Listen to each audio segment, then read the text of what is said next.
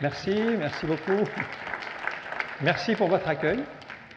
Je remercie aussi votre pasteur pour l'invitation.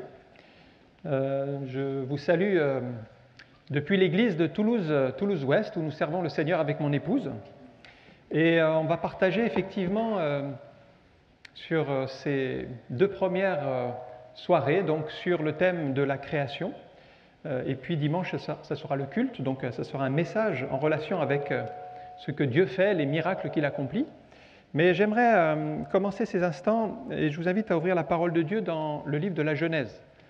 Alors le livre de la Genèse, ce n'est pas difficile à trouver si vous avez la Bible, c'est le premier livre. Et c'est Genèse chapitre 1 et le verset 1, vous voyez. Donc on ne commence pas trop dur, Genèse chapitre 1, verset 1. Après, il y a d'autres versets qui vont s'afficher, on n'aura pas le temps forcément de tout lire. Mais en tout cas, vous pouvez prendre les références. Comme je l'ai dit, c'est un petit peu sous forme de conférence qu'on va partager la parole de Dieu. C'est-à-dire que s'il y a des choses que vous ne comprenez pas ou qui vous ont interpellé, vous pouvez les noter et on y reviendra après. Voilà, le sujet de ce soir, c'est le Big Bang et la Bible. Le Big Bang et la Bible. Pourquoi ces deux expressions qu'on a conjuguées ensemble? Parce que de tout temps, l'homme s'est posé des questions sur son origine et d'où vient-on? Où vais-je? Qui suis-je? Où vais-je? Dans quelle étagère? Où cours-je? Vous connaissez toutes ces questions existentielles. Savoir comment et pourquoi l'homme est apparu sur la terre. Alors, dans la diapo suivante, vous allez voir que les hommes se sont posés des questions sur les origines. D'abord, c'est la religion. La religion qui est une tentative de l'homme pour chercher Dieu, pour chercher comment on est apparu sur la terre. Et puis il y a eu les philosophes. Les philosophes, qu'est-ce qu'ils ont fait? Qui ne croyaient pas nécessairement en un Dieu créateur, mais ils ont cherché à donner un sens de la vie. C'est ce que veut dire le mot philosophie. Philosophie, c'est l'amour de la sagesse. Et avec une sorte de sagesse humaine, ils ont cherché à donner un sens à la vie, parce qu'il faut bien se donner un but dans l'existence. Voilà la quête de la philosophie qui a cherché aussi à expliquer l'origine. Et puis, bien sûr, la science, on va beaucoup s'intéresser à la science parce qu'aujourd'hui, on dit que la science est reine et elle domine beaucoup, le discours scientifique domine beaucoup de croyances.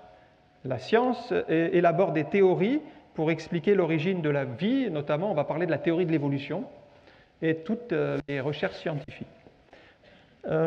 J'aimerais d'abord parler, dans un premier temps, sur l'origine de l'univers selon la Bible.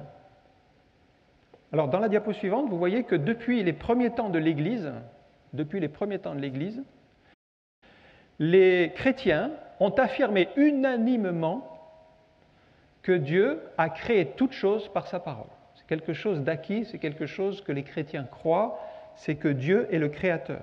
Je vous mets le symbole de Nicée. Donc le symbole, c'est un article de foi qui a été écrit quand même en 325 après Jésus-Christ. Ça remonte à quelques siècles. Il disait ceci: « Nous croyons en un seul Dieu, Père Tout-Puissant, Créateur du ciel et de la terre, et de toutes choses visibles et invisibles. » Le premier point, c'est que Dieu crée à partir de rien. Dieu crée à partir de rien, c'est l'expression, vous savez, des théologiens qui sont souvent un peu compliqués. Ils ont dit, c'est ex nihilo, à partir de rien. Et je voulais qu'on lise ce texte de Genèse chapitre 1, verset 1, si vous l'avez sous les yeux. « Au commencement, Dieu créa les cieux et la terre. » Alors c'est un verset très important parce qu'il montre qu'il y a eu un commencement, que l'univers n'existe pas depuis toujours, mais qu'il a commencé à exister un jour. D'ailleurs, petite parenthèse ici, dans ce premier verset, j'ai souligné en jaune « Dieu créa ». Le verbe « créer », ici, souligné en hébreu, c'est un verbe spécial, qui est « bara », mais qui n'est utilisé que pour Dieu. Ce qui montre que seul Dieu est capable de créer quelque chose à partir de rien. Les concepteurs aujourd'hui sont capables d'inventer des choses compliquées, d'élaborer des matériaux à partir d'autres matériaux, mais de là à créer quelque chose, bara, à partir de rien, ça revient au Créateur. Donc déjà, on voit une distinction entre ce que Dieu fait, qui est à part, Dieu crée, bara, le verbe exclusivement réservé à Dieu, Dieu crée, et puis nous, ce que nous pouvons faire à partir de ce qui existe. Mais ce n'est pas la même chose.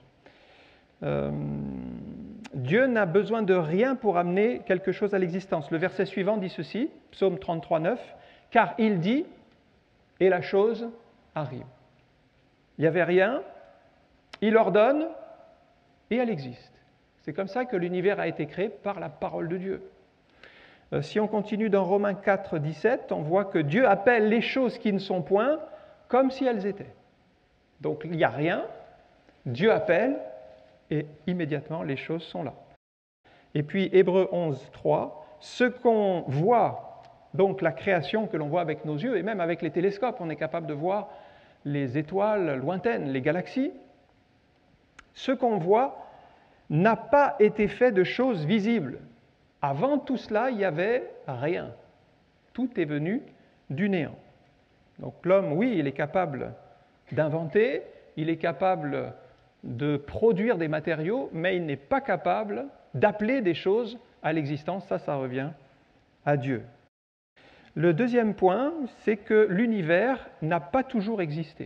Il faut que vous sachiez que il n'y a pas si longtemps que cela, encore il y a ne serait-ce que 60 ans, beaucoup de scientifiques croyaient que l'univers était éternel, qu'il avait toujours existé. Il y a Karl Marx, sa thèse matérialiste. Or, nous voyons que l'univers, en tout cas dans la parole de Dieu, l'univers a eu un commencement. Il n'a pas toujours existé. Et non seulement il a eu un commencement, mais la Bible annonce déjà que l'univers actuel dans lequel nous sommes aura une fin.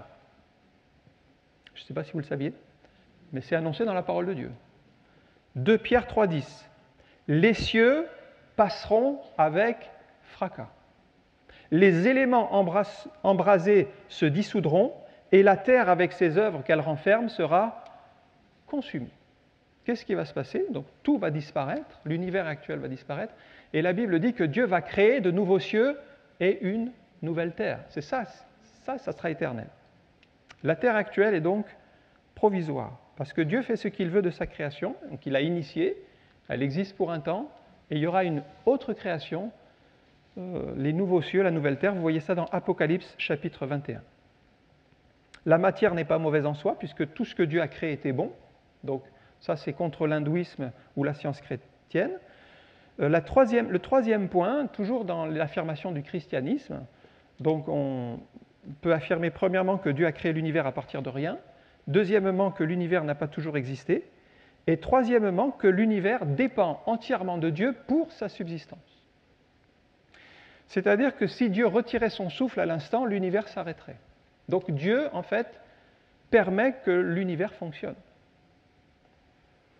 Certains pensent que Dieu a insufflé l'univers et puis après, il se déroule tout seul. Non. On le voit, non seulement il y a les lois naturelles, mais par exemple dans Colossiens 1, 17, c'est dit que toute chose subsiste en Christ. Donc si vous enlevez Christ, l'univers ne subsiste plus.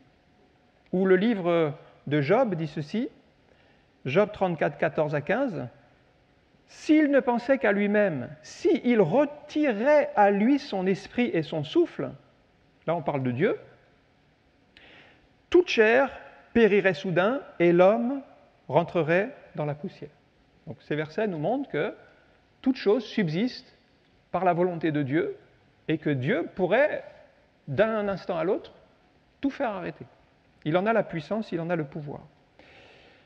Ça, c'était la première grande partie. Déjà, je voulais commencer ce partage biblique en donnant la position chrétienne, la position de foi, celle qui est affirmée dans la parole de Dieu.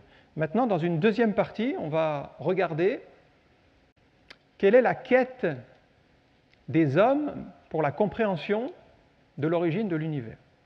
Il y a beaucoup de mythes qui existent. Alors, un premier mythe que vous allez voir sur la diapo, mais qui est très ancien, c'est la croyance que la Terre était plate déjà, et sur le dos de 3 tortues géantes. Voilà la conception dans l'Antiquité de l'univers. Enfin, l'univers qui était très réduit puisqu'il se limitait à notre planète en réalité. Voilà, c'était l'univers dans la conception de l'Antiquité. Mais il y avait d'autres mythes. Vous avez dans la suite le mythe chinois du Pangu, c'est-à-dire Pangu, c'est un dieu créateur qui est sorti d'un œuf, et après avoir séparé le ciel et la terre, sa mort a produit le monde où nous vivons. Sa tête, c'est une montagne, son sang, c'est devenu des rivières, ses cheveux, des étoiles, etc. C'est un mythe. Une explication de l'origine de l'univers. Vous avez le mythe égyptien Ré. Ré, ça veut dire celui qui fait, le créateur. En fait, dans ce mythe, le créateur s'est créé lui-même. Et il a fait jaillir la vie de l'océan primordial. Voilà une autre explication, ce sont les Égyptiens. D'ailleurs, si vous vous rappelez, Moïse a été élevé dans toute la sagesse des Égyptiens. Certainement qu'il a entendu cette version. Et puis, vous avez le mythe grec, au commencement, était le chaos duquel surgit Gaïa, la terre, qui enfanta Ouranos, le ciel, etc., etc. Je ne cite que quelques mythes sur l'origine de l'univers, mais il y en a beaucoup. Moi, ce qui me frappe, c'est le contraste avec la parole de Dieu.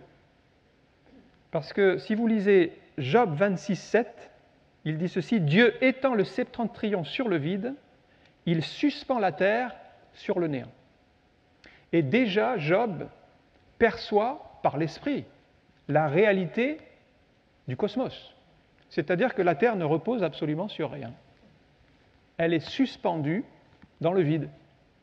Eh bien, il n'y a aucun texte de l'Antiquité, aucune religion qui a abouti à cette réflexion qui est absolument juste sur le plan scientifique, que la Terre repose sur le vide.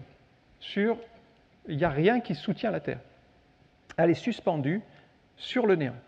Alors, on va regarder un petit peu la quête des scientifiques. Ça va commencer avec les philosophes grecs. On est au VIe siècle avant Jésus-Christ. Ils vont tenter d'expliquer l'origine du monde par les dieux. Et puis, petit à petit, ils vont s'affranchir des dieux pour expliquer que, finalement, pour expliquer l'origine du monde et de la vie, on n'a pas besoin des dieux. En fait, la démarche scientifique est celle-ci, et c'est les Grecs qui sont les premiers. Si vous voulez, nous, on vient bien des siècles derrière, on est les héritiers de ces gens qui ont réfléchi, de ces penseurs, et quelque part, on est très influencé par la manière de raisonner des Grecs, de leur conception, la philosophie, mais aussi la science.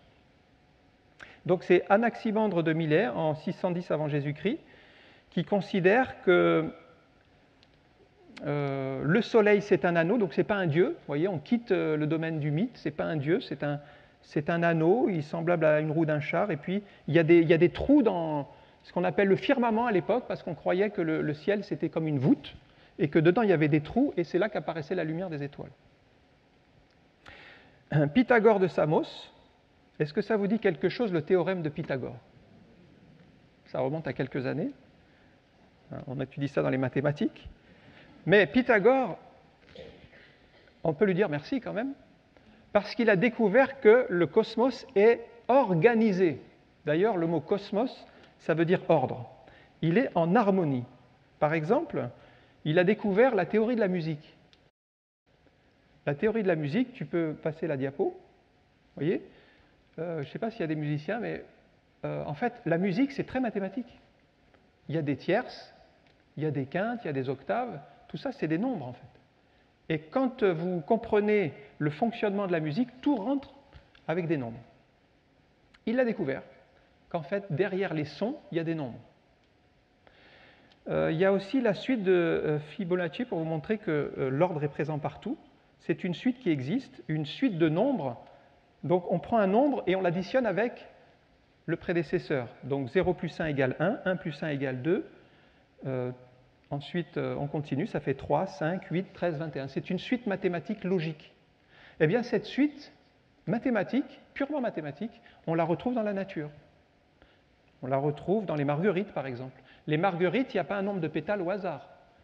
C'est un nombre de pétales qui est suivant cette suite de Fibonacci. Les flocons de neige, par exemple. Il y a un homme qui s'appelle Wilson Bentley, en 1885. Il a eu l'idée de photographier des flocons de neige. Je ne sais pas si vous auriez eu cette idée, vous. Photographier des flocons de neige, il faut le faire. En plus, avec les techniques de l'époque. Eh bien, il a réussi à agrandir des flocons de neige, vous voyez les images, Les flocons de neige ont tous une structure mathématique. Ils ont une structure. Ce n'est pas du n'importe quoi si vous regardez. Il y a un ordre, il y a une logique. Ils ne se développent pas n'importe comment de manière ahurie, ce qu'on pourrait croire d'ailleurs quand on voit des flocons tomber comme ça. On n'imagine pas la structure. Et l'extraordinaire découverte qu'il a faite, parce que figurez-vous qu'il a fait plus de 5000 photographies de flocons de neige. 5000. On ne va pas tous les regarder un par un. Mais ce qu'il a remarqué, c'est qu'ils sont tous différents les uns des autres. Extraordinaire. Ils ont tous une structure mathématique, ils sont tous différents les uns des autres. Il y a des milliards et des milliards de possibilités de structures mathématiques dans les flocons. Eh bien, j'ai pensé à ce verset de Job 38-33. « Connais-tu les lois du ciel? Règles-tu son pouvoir sur la terre ?» Et déjà, la Bible affirme qu'il y a des lois que la science découvre, qu'elle appelle les lois physiques, les lois de la nature, on appelle ça. Mais en fait, ces lois, elles existent au ciel.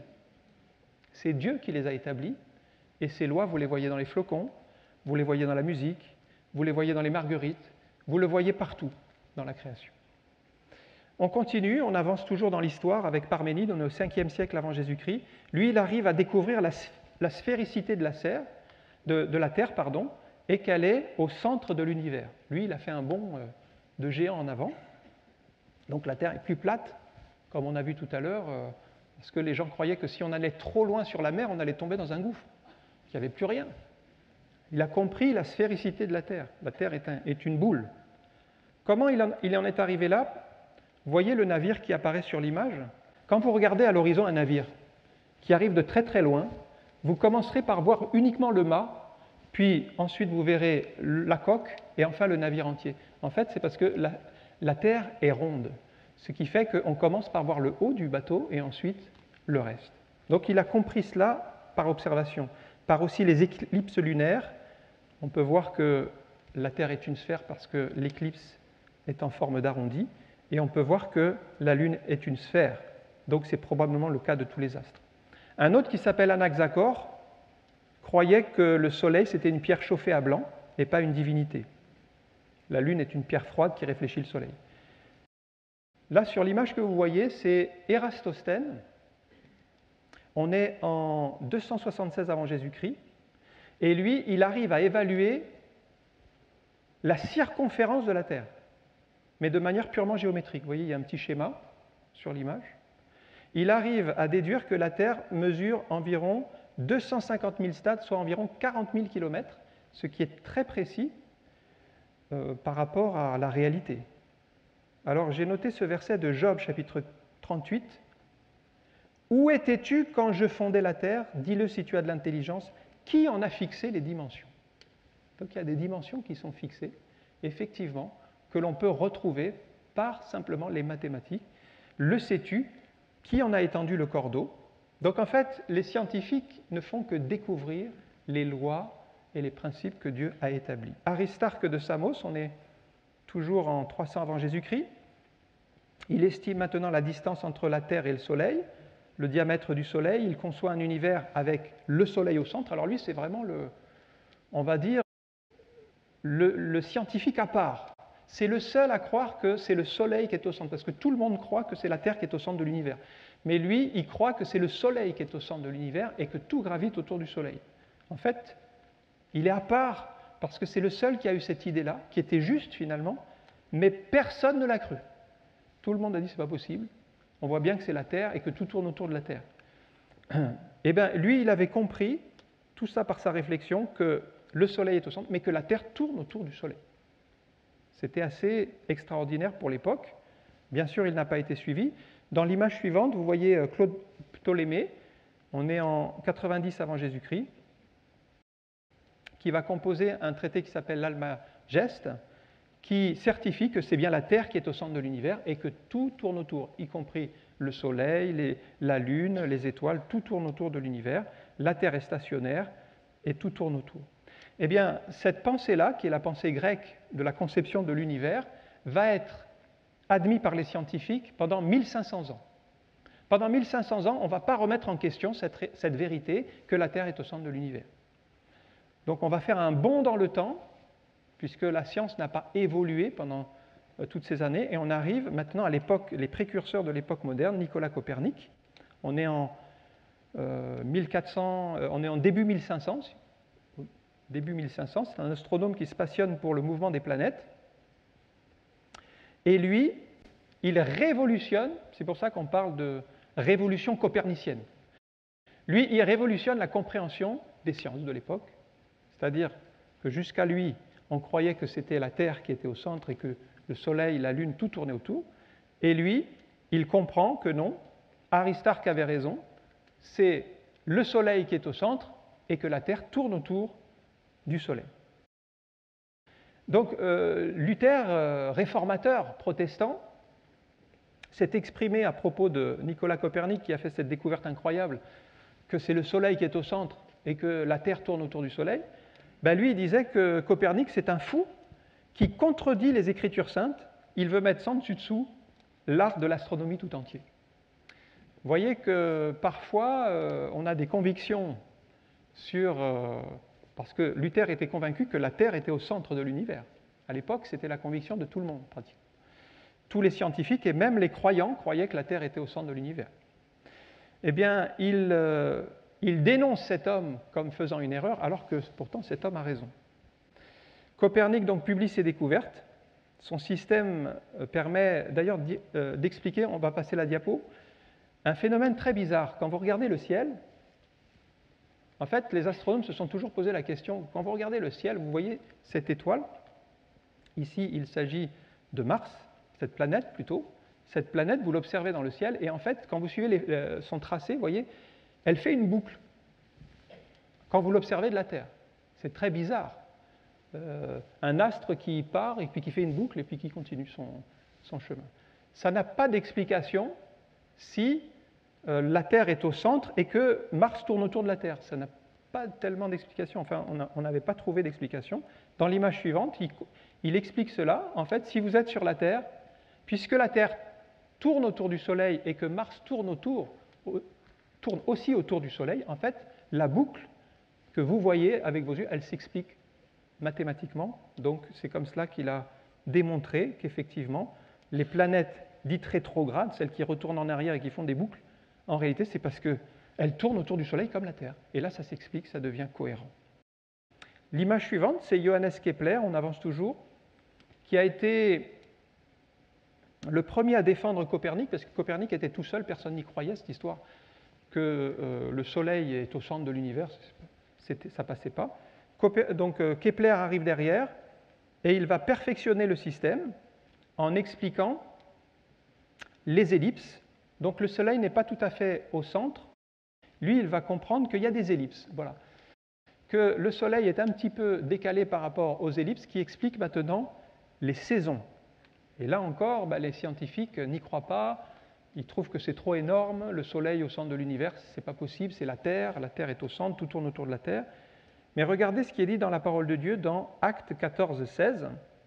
« Car Dieu, dans les âges passés, a laissé toutes les nations suivre leur propre voie, quoiqu'il n'ait cessé de rendre témoignage de ce qu'il est, en faisant du bien et en vous dispensant du ciel les pluies et les saisons fertiles. » Les saisons ont donc été établies par Dieu et il fallait que le soleil soit à une certaine distance un temps de l'année et à une autre distance un autre moment. C'est pour ça qu'on a plus chaud certaines saisons, plus froid certaines saisons. Tout cela est bien expliqué avec ces ellipses et cela permet d'expliquer les saisons. On avance toujours dans l'histoire, on arrive à Galilée maintenant, qui lui va perfectionner sa lunette, ce télescope, pour grossir jusqu'à 60 fois les choses. Donc il va voir la Lune comme jamais on l'avait vue avant. Et effectivement, il confirme que c'est bien le Soleil qui est au centre de l'univers, et là, ça va poser problème avec l'Église. Croyant avoir l'appui du pape Urbain VIII, il va écrire un ouvrage où il défend que le Soleil est au centre de l'univers, pensant qu'il avait le soutien du pape. Mais la religion s'est élevée contre cette idée parce que la religion maintenait, comme Luther, que c'est la Terre qui est au centre de l'univers. Et il a été accusé d'hérésie. Et donc il a eu un procès Galilée a eu un procès religieux par les catholiques pour qu'il renonce à cette idée que le Soleil est au centre et qu'il accepte que c'est la Terre qui est au centre. On l'accusait de contredire la parole de Dieu à partir de ce verset, Psaume 104, verset 5. Ce verset dit « Il a établi, donc Dieu, il a établi la terre sur ses fondements, elle ne sera jamais ébranlée. » Et à partir de ce verset, les croyants étaient convaincus que la terre était fixe, qu'elle ne tournait pas autour du soleil. Elle ne sera jamais ébranlée, elle ne bouge pas, elle est établie avec des fondements, voilà, c'est comme un point fixe dans l'univers et tout tourne autour de la terre. Vous voyez que quelquefois on peut s'appuyer sur un verset et dire quelque chose de faux finalement sur le plan scientifique. Ce n'était pas exact, en tout cas ce n'est pas l'interprétation correcte du verset. Je vous mets dans la diapo suivante le cardinal Bellarmine pour vous montrer comment c'était une conviction à l'époque. Affirmer que la Terre tourne autour du Soleil est aussi erroné que de prétendre que Jésus n'est pas né d'une vierge. Donc on associait la foi chrétienne au fait que la Terre est au centre de l'univers. C'était deux convictions qui allaient ensemble. Donc, qu'a fait Galilée, 1633, il a renoncé à ses idées, il a renoncé, il a signé, il a abjuré en quelque sorte ses erreurs entre guillemets, comme non conformes aux Écritures, et pourtant, voilà, la dernière phrase qu'il a dite après son procès, c'est « Et pourtant, la Terre, en parlant de la Terre, elle tourne. » Elle tourne, en tout cas c'était sa conviction, mais il a dû l'abjurer à cause de l'Inquisition. On arrive maintenant à l'époque moderne, dans une troisième partie, et on s'est interrogé sur l'âge de l'univers. Les scientifiques, donc, progressivement, ont admis que c'était vraiment le Soleil qui était au centre, d'accord, et que la Terre tourne autour du Soleil. La science s'est interrogée sur la date, quand est-ce que l'univers a commencé à exister. À l'époque, on est au début 1900, on pensait que c'était il y a 500 millions d'années. C'était déjà un chiffre énorme, 500 millions d'années. Puis, avec des mesures plus précises, le chiffre a rapidement doublé, 1907, 1 milliard d'années. Puis, en faisant d'autres mesures, ils sont arrivés à la conclusion que l'univers avait existé depuis toujours. Il était éternel. Il n'y avait pas de début. Cela avait l'avantage de contredire la parole de Dieu, puisque la Bible parle bien d'un commencement, et les scientifiques pouvaient affirmer que non, l'univers existe depuis toujours. Un de ceux qui croyaient que l'univers existe depuis toujours, c'est Albert Einstein. Au début, avant les fameuses découvertes, qui a eu un départ. Mais au début, il était fermement convaincu, dans ses théories, que l'univers existait depuis toujours. Il élabore sa théorie de la relativité. Alors, ce qu'il a découvert, c'est assez spectaculaire pour l'époque. C'était Albert Einstein, on peut dire, c'est un novateur. Il a découvert des choses que personne n'a vues avant lui. Par exemple, il arrive à comprendre que l'espace et le temps sont une entité qui s'unifient. On ne peut pas séparer l'espace du temps. Il découvre, par exemple, la particularité de la vitesse de la lumière, 300 000 km/s, quelle que soit notre propre vitesse. Il découvre que notre idée du temps est erronée, par exemple que le temps passe plus vite à certaines vitesses et moins vite à une vitesse différente. C'était tout à fait novateur. Mais si on lit 2 Pierre 3, 8, on se rend compte que la Bible elle annonce déjà ces choses-là. Pierre dit ceci, « Mais il est une chose, bien-aimée, que vous ne devez pas ignorer, c'est que devant le Seigneur, un jour est comme 1000 ans, et 1000 ans sont comme un jour. » C'est la relativité du temps. Le temps, c'est très relatif. Et ça a d'ailleurs été prouvé scientifiquement. Dans l'image suivante, c'est les horloges atomiques embarquées. Ça se passe en 1971. 2 scientifiques sont montés à bord d'un avion supersonique à très haute vitesse. Ils ont pris une horloge atomique et ils ont laissé la même horloge atomique, une horloge absolument identique, sur la Terre, exactement réglée au milliardième de seconde près. Donc 2 horloges identiques à 2 endroits différents, à 2 vitesses différentes. L'avion a décollé, il a fait le tour de la Terre à une vitesse très élevée, et au retour, quand l'avion s'est posé, il y avait un écart de quelques milliardièmes de seconde. Donc on va dire c'est un écart presque rien, mais quand même, si on augmentait la vitesse de l'avion, l'écart serait plus important, donc ça a prouvé que le temps était relatif et qu'il passait moins vite à une certaine vitesse et plus vite à une autre vitesse. On continue, Einstein découvre la relativité générale, mais voyez sa conception, l'univers est éternel. C'était sa conception, c'était sa croyance, comme beaucoup de scientifiques dans les années 1950. Arrive un autre qui s'appelle Alexandre Friedman, qui lui est un physicien russe. C'est le premier à imaginer un univers qui est parti de rien et qui a grandi. Il a 3 théories pour l'expliquer. Une expansion éternelle, c'est-à-dire il va continuer de grandir toujours, ou alors il va s'arrêter à un certain point et puis ça va être fini comme ça pour toujours, ou alors il va revenir en arrière, à son point de départ. Et puis on arrive à celui qui est à l'origine du Big Bang, à la découverte du Big Bang, qui s'appelle Georges Lemaître, qui était d'ailleurs prêtre. Sa particularité, c'est qu'il est à la fois prêtre et physicien, ce qui est assez rare. Et pour lui, il admet l'idée que l'univers a eu un commencement. Et c'est là qu'il va parler d'un atome primitif ultra compact qui a explosé pour donner l'univers qui nous entoure. Et tout cela, il l'élabore avec des théories scientifiques, avec des chiffres, etc. C'est en 1927 qu'il va développer cette théorie de l'atome primitif. En fait, c'est l'origine du Big Bang. On est vraiment avec Lemaître dans l'origine de la théorie du Big Bang.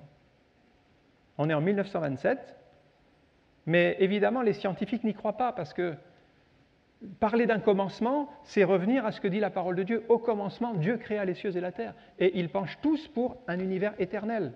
Et ils suivent Einstein dans cette pensée-là.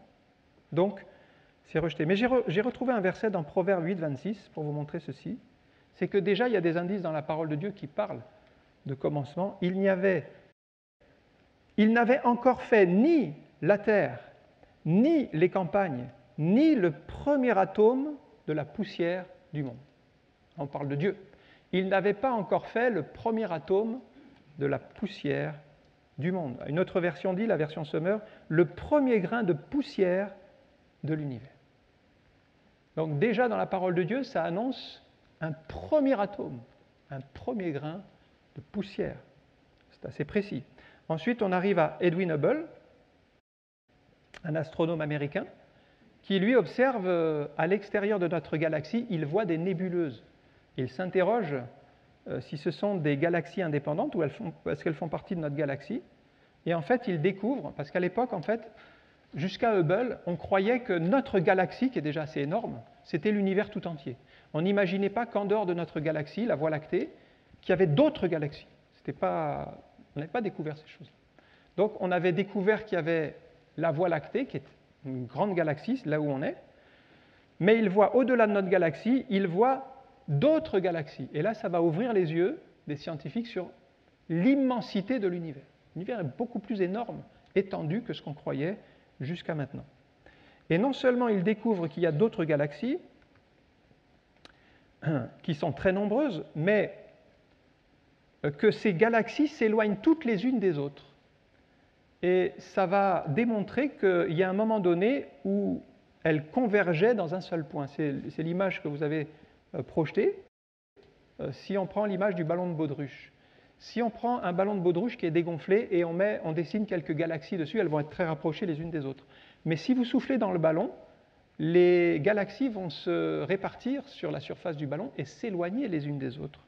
Mais si on revenait en arrière, c'est-à-dire on dégonfle le ballon qui a été gonflé, elles reviendront toutes à leur point de départ. Donc, Einstein, dans l'image suivante, finit par accepter l'idée de Lemaître, c'est-à-dire que l'univers a bien eu un commencement. Et là, progressivement, la communauté scientifique qui disait « Non, l'univers est éternel, la Bible parle d'un commencement, tout ça c'est des mythes », elle commence à basculer, tous les scientifiques ont basculé pour dire qu'il y a eu un commencement, que l'univers n'est pas éternel et qu'il n'existe pas depuis toujours. Et puis, un dernier élément, c'est en 1964, les scientifiques Gamow, Alpher et Hermann découvrent le rayonnement de fond cosmologique, c'est-à-dire c'est un rayonnement électromagnétique qui existait, selon la théorie du Big Bang, à un moment donné dans l'origine de l'univers. Et en fait, alors tu as la photo après, le fond diffus cosmologique, c'est une photo qui montre que les températures sur la surface de l'univers étaient tout à fait équivalentes partout, pratiquement à quelques millidegrés d'écart. Et ça a été une preuve qui confirme l'origine de l'univers. Maintenant, dans l'image suivante, vous avez Fred Hoyle. C'est lui qui a inventé l'expression le Big Bang, parce que Georges Lemaître ne parlait pas de Big Bang, il parlait d'un atome primitif qui a explosé. Cette expression, c'est Fred Hoyle, un cosmologiste britannique, qui était d'ailleurs un des adversaires les plus farouches de la théorie du Big Bang et qui défendait un univers éternel. Et il a fait sur la BBC en 1950 une émission pour se moquer de ceux qui croyaient que l'univers avait un commencement. Et il a eu cette expression en disant ils imaginent que c'est comme une sorte de Big Bang qui a explosé. Et puis finalement, cette expression est restée dans l'histoire, puisque aujourd'hui on l'utilise, pour définir la théorie que l'univers a eu un commencement. Alors, on va regarder maintenant quelques définitions du Big Bang. Qu'est-ce que c'est le Big Bang ? Cette théorie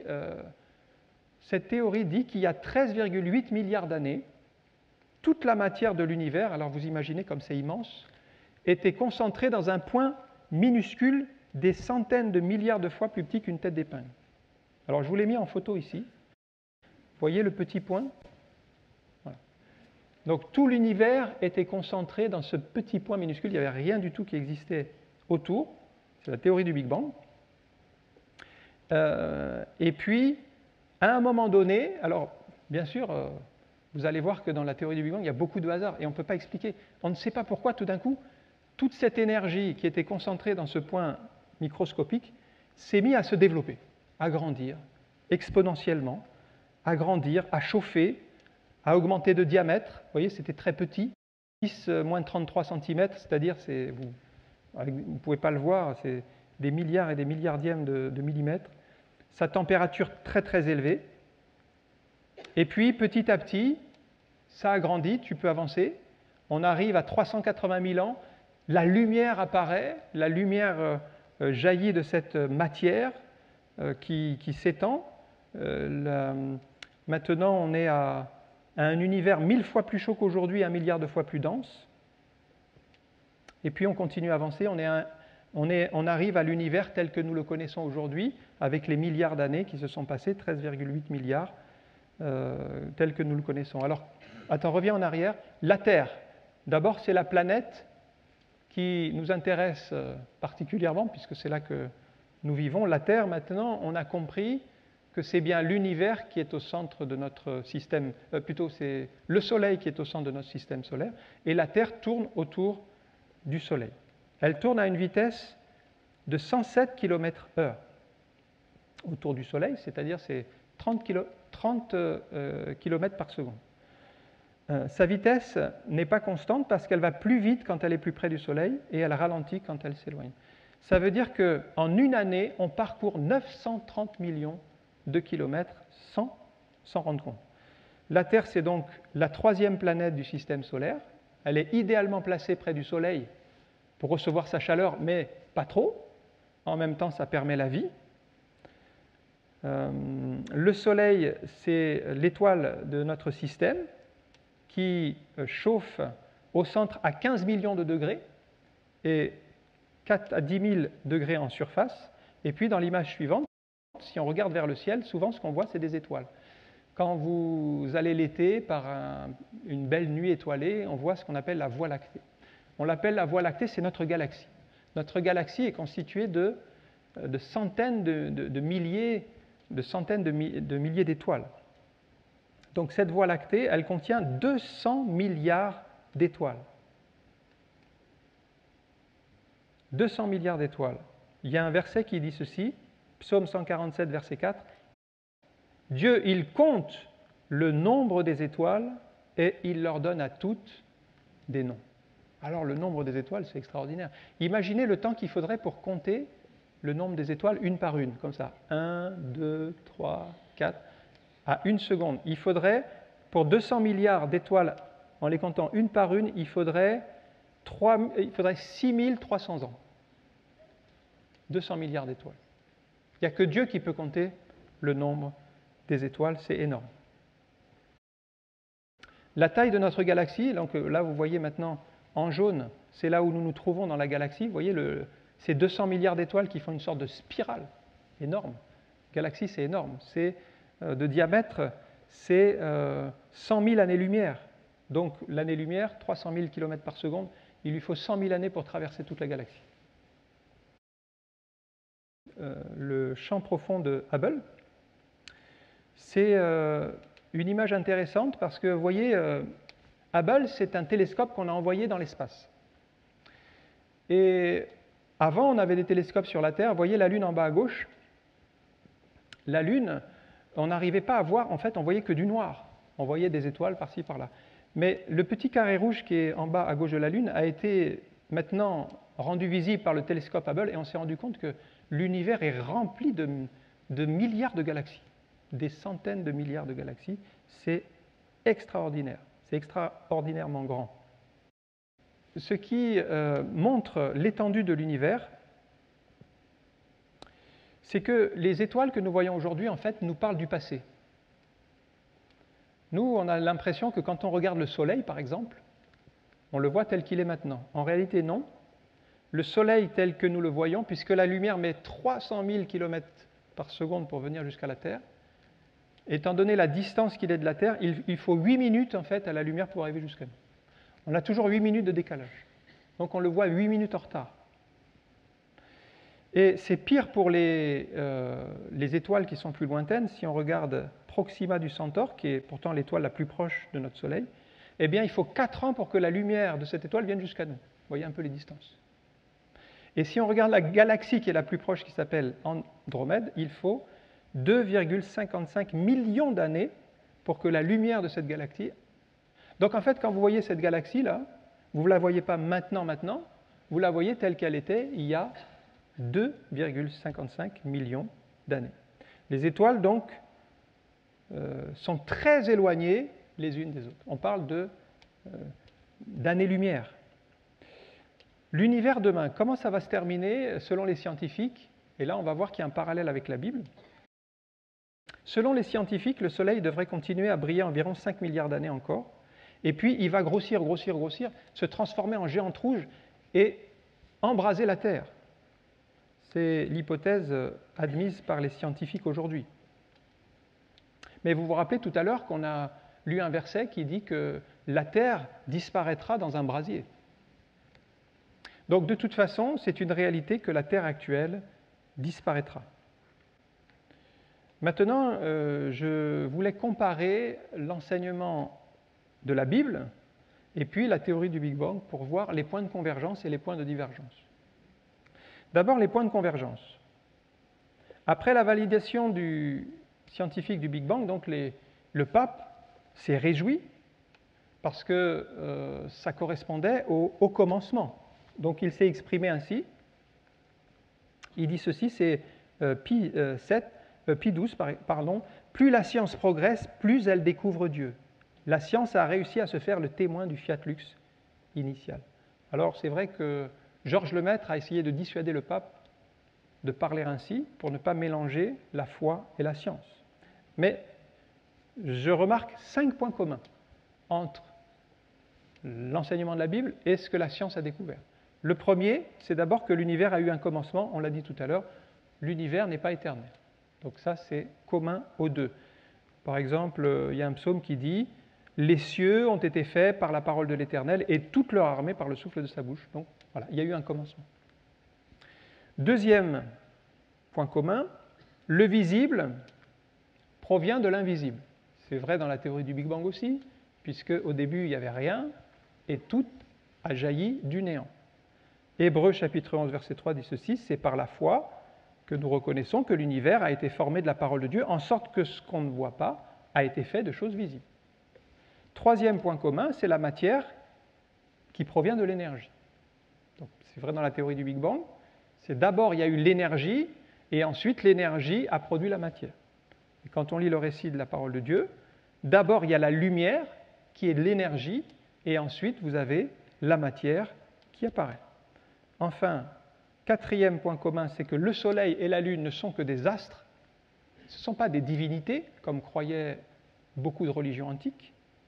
Genèse chapitre 1, verset 16, Dieu fit les deux grands luminaires, le plus grand luminaire, c'est-à-dire le soleil pour présider au jour, le plus petit, la lune, pour présider à la nuit. Il faut savoir qu'à l'époque où Moïse écrit ces choses, toutes les religions adorent les étoiles, ils adorent la lune, ils adorent le soleil comme des divinités. Donc, on peut dire que Moïse a parlé par révélation. Il a dit, non, non, le soleil, la lune, ce ne sont que des astres que Dieu a créés. Et enfin, cinquième point commun, c'est que l'univers aura une fin. Ça, c'est affirmé à la fois dans la Bible et à la fois dans la théorie du Big Bang.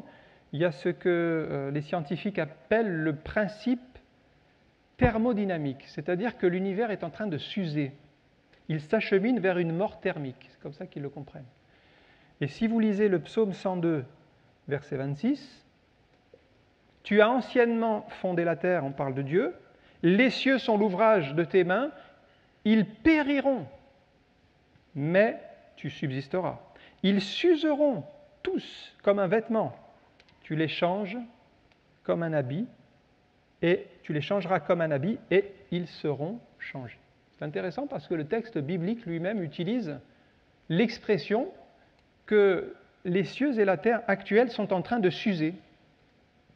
C'est ce que les scientifiques ont découvert avec la loi de la thermodynamique, où toute chose qui existe finit par s'user et se détruire. Et puis, dans 2 Pierre chapitre 3, verset 10, que la terre disparaîtra dans le feu, le jour le Seigneur viendra comme un voleur, les cieux passeront avec fracas, les éléments embrasés se dissoudront, la terre avec tout ce qu'elle renferme sera consumée, puisque tout cela est en voie de dissolution, combien votre conduite et votre piété doivent être saintes. Attendez et hâtez l'avènement du jour de Dieu, jour à cause duquel les cieux enflammés se dissoudront et les éléments embrasés se fondront. Donc là, c'est écrit parfaitement dans la parole de Dieu que l'univers actuel terminera dans un brasier. Alors, que peut-on dire là-dessus? L'homme est capable de croire des choses incroyables, si on regarde. Il est capable de croire que toute la masse de l'univers, essayez de vous la représenter, pas simplement la Terre, le Soleil, les étoiles, les planètes qui nous environnent, les galaxies, imaginez que toute cette masse de matière était concentrée dans un petit point comme une tête d'épingle. L'homme est capable de croire ça, de manière scientifique. Pas par la foi, mais de manière scientifique. Il dit, oui, ça c'est possible. Je crois que c'est Dieu qui a mis en l'homme la capacité de réfléchir et d'avoir cette intelligence. Et il a même mis en l'homme la pensée de l'éternité dans Ecclésiaste chapitre 3, verset 11. Il fait toutes choses belles en son temps, même il a mis dans le cœur des hommes la pensée de l'éternité. Comment ça se fait qu'il y a des hommes qui s'interrogent sur qu'est-ce qu'il y a après la mort? Parce qu'il y a quelque chose dans leur cœur qui leur fait penser qu'il y a quelque chose après la mort. C'est Dieu qui a mis cette pensée de l'éternité. C'est le seul être de la création. Les animaux ne se posent pas des questions existentielles. Les animaux, ils vivent au jour le jour. Ils ne se posent pas des questions pour demain. Ils ne se demandent pas, mais qu'est-ce qu'il y a après la mort? Comment je vais faire à la retraite? Qui va payer mes factures? Ils ne sont pas dans ce domaine.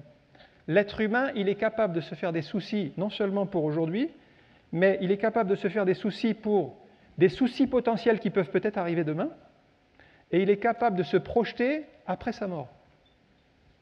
Qui a mis ça dans l'homme? Et c'est Dieu.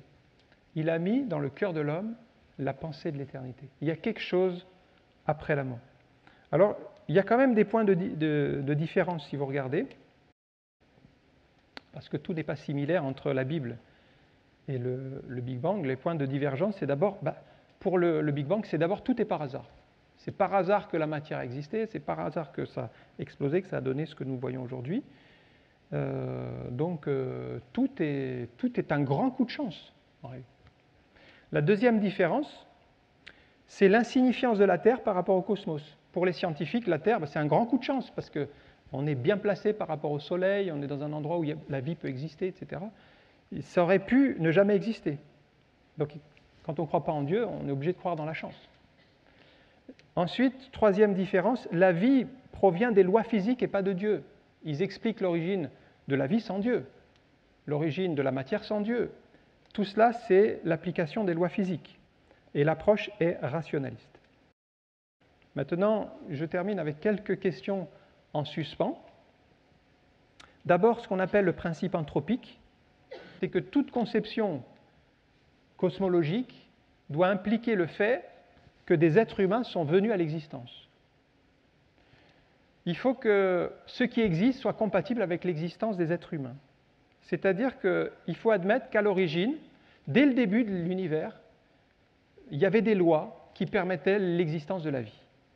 Ça, c'est assez extraordinaire, même pour les scientifiques. Alors pour nous qui sommes chrétiens, on peut se dire « Waouh, Dieu a mis des lois dès le départ ».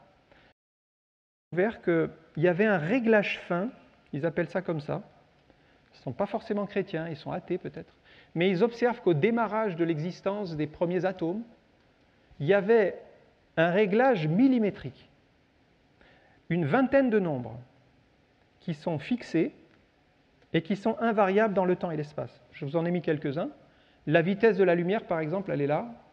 Voilà, elle est précise. Le nombre pi, il existe déjà. La force électromagnétique, elle est précise à la virgule près. Tous ces nombres sont extraordinairement précis, et sans ces nombres, en fait, s'il n'y avait pas ces nombres dès le départ, ça ne peut pas exister ce que nous sommes. Donc les scientifiques se sont demandé, mais comment ça se fait que ces nombres existent avant la matière, avant l'origine de la vie? Alors un auteur qui s'appelle Martin Harris, qui est un astronome britannique, il n'est pas chrétien, mais il dit ceci, il a écrit un livre qui s'appelle Just Six Numbers, en français, juste 6 nombres, et il explique que la structure de l'univers dépend seulement de 6 nombres qui ont existé au tout démarrage. Si vous modifiez un seul de ces nombres, il n'y a rien qui existe comme c'est aujourd'hui. Voilà. C'est une découverte assez extraordinaire. Ces paramètres peuvent être mesurés précisément. Ces 6 nombres, donc, ont permis la vie. Alors, je vous cite Richard Feynman, prix Nobel de la paix, de physique en 1965. Il dit « Nous utilisons des chiffres dans toutes nos théories, parce que toutes les sciences reposent sur des chiffres, mais nous ne comprenons pas ni ce qu'ils sont, ni d'où ils viennent.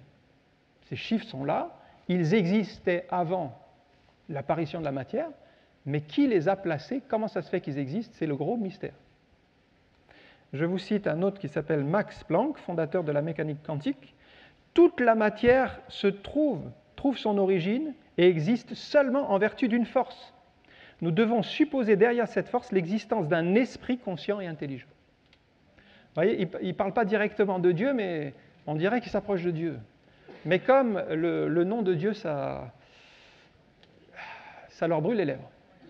Alors il parle d'esprit conscient, esprit intelligent, force, tout ce que vous voulez, grand maître, grand horloger. Alors on a tous les noms qui peuvent exister.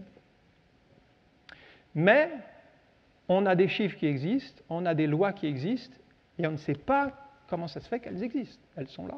Et s'il n'y a pas ces lois qui existent, en fait, l'univers ne peut pas exister. L'univers ne peut pas apparaître sans loi physique.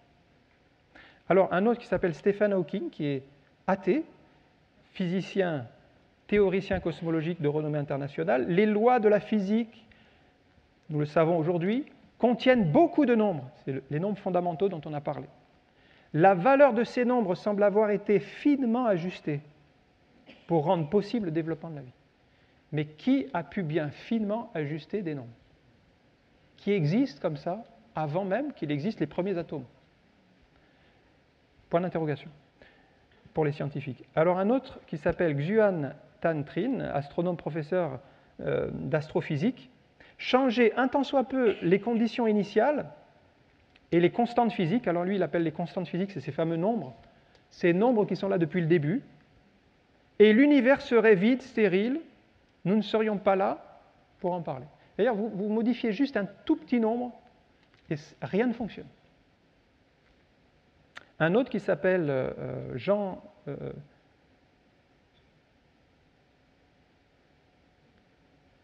Stone. Alors, attends, juste la diapo d'avant. Voilà.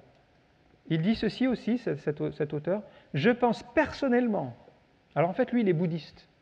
Il n'est pas chrétien, mais il dit ceci. « Je pense personnellement qu'il y a un principe créateur qui a réglé cela depuis le début, et je pense qu'il y a un univers unique. » On pourrait presque dire que c'est un chrétien qui parle. Pourtant, cet homme, il est bouddhiste. Donc, il ne croit pas en Dieu en lequel nous croyons, notre foi. Il croit, par contre, qu'il y a un principe créateur. Voilà. Il explique avec ses mots. En fait, il est en train de tâtonner et de chercher Dieu. Le chercheur français Jean Stone, lui, il a calculé la probabilité d'obtenir l'origine de la vie par hasard. Alors, on a imaginé combien de collisions dans l'océan il faudrait pour arriver à la vie à partir de l'océan. Puisque la vie a bien, selon les scientifiques, la vie a commencé dans l'océan. La vie n'aurait pas dû apparaître, quel que soit le chemin pour produire une molécule donnée. L'exploration des diverses probabilités demande plus de temps que celui de l'âge de la Terre. Il faudrait des milliards et des milliards et des milliards d'années de collisions pour aboutir à un coup de chance d'une molécule qui serait correcte. Et puis, dans le principe anthropique, vous retrouvez par exemple la Lune.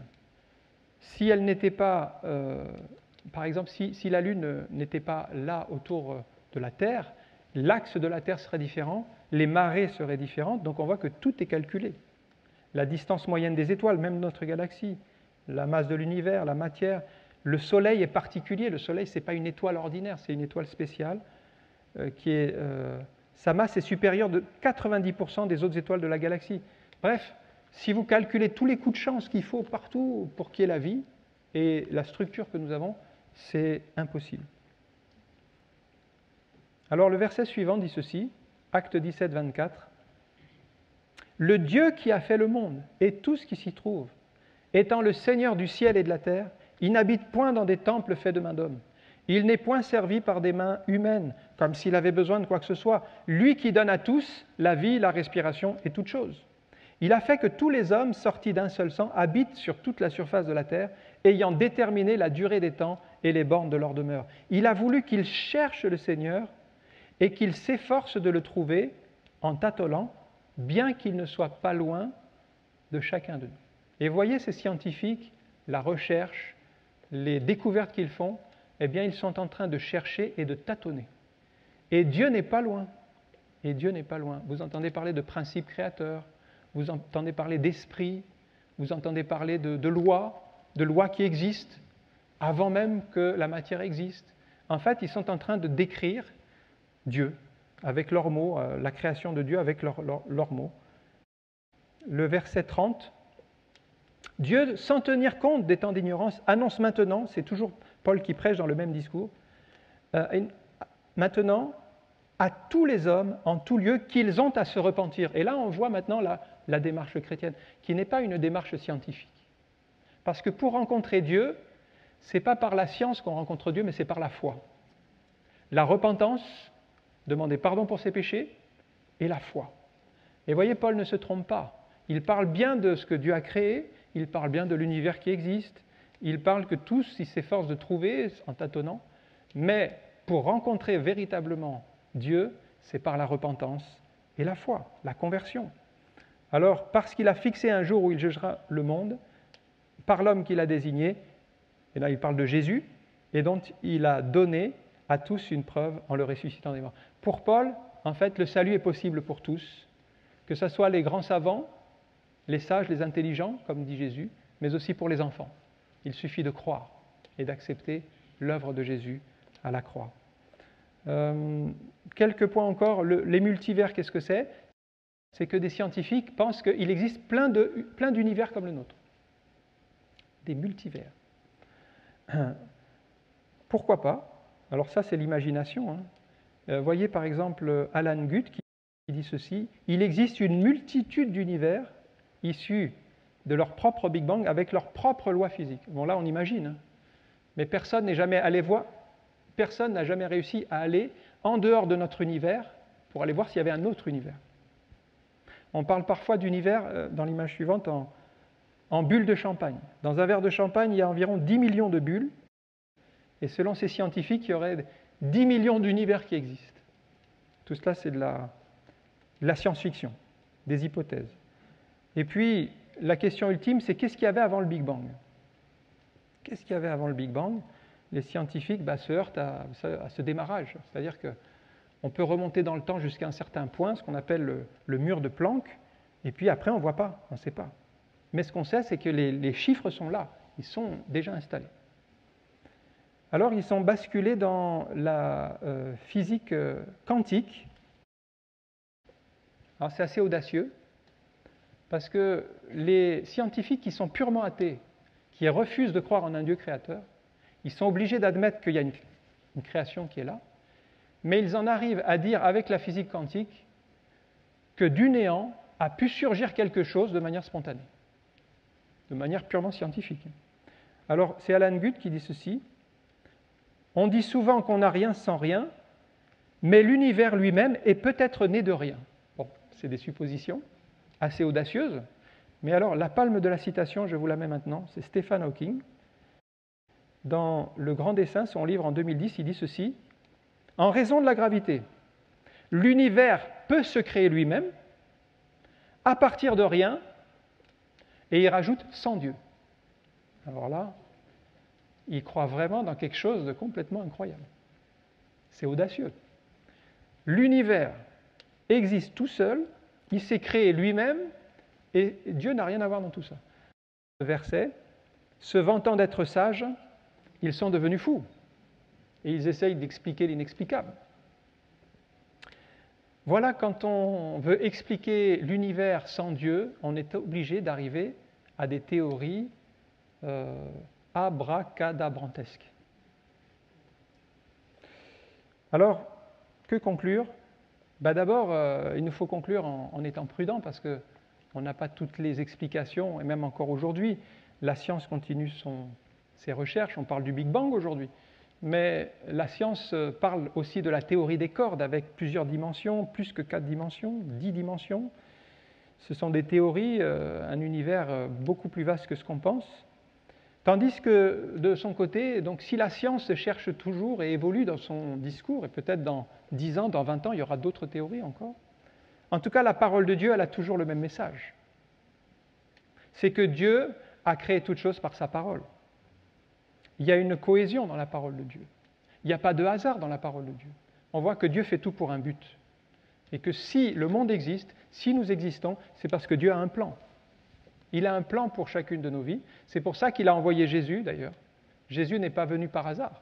Il est venu pour accomplir un but, un plan.